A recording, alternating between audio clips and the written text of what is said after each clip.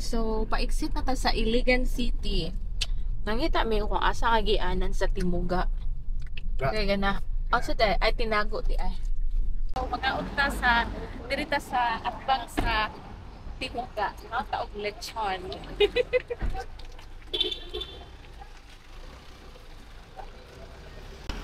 Hey guys, so karon kami dire karon sa Timuga kay naong ko naman kay si Madam nag-crave siya glitson. Karon magpainit-init sa amin ha. Sama taman gyud. Nahagas lang lechon dire mamili ta kung asa daw.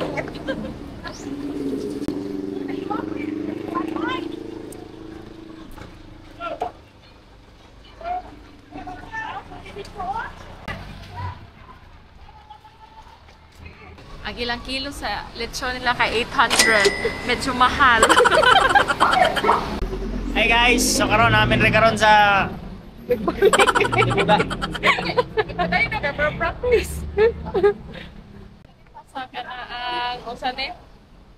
Machaday lang ko ba?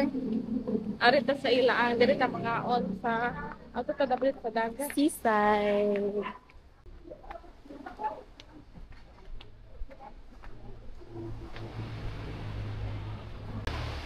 Mga nangaligo ay. So diri ta mga on.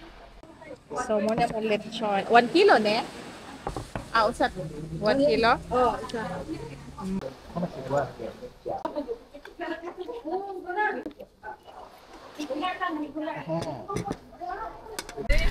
Hello, what's up mga yung udto kaninyong tanan? Oh, nakapahalin niyo na ito karon.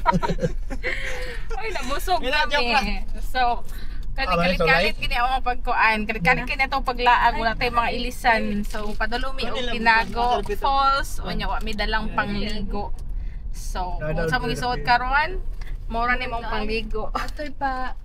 Asa ba? Nasa siguro yung mga baligya nga kuan, no? So, di ara ang ilang signage Tinago Falls. Sa diri taliko. First time nako diri nga makaanhi diri sa Tinago Falls. So excited ako feeling makakita silang falls nga pagkagwapa kaayo. Sakto kaayo kay naa sila chinelas ditong gi-display kay wa ko kadala og chinelas kay wala sa plano amo ang kana ang manglaag ni og Tinago Falls. So palit ta og chinelas. So ang kulang na lang nato ato ang pangligo. Lain po kahit maligo ta nga mag-dress ta. Oh, dato na to. Palit ko chinelas. Palitag chinelas biyang chinelas sa. Okay. Ang katong kamera nga ano DSLR. Dado lang po tong DSLR. Ani? Ha, oh.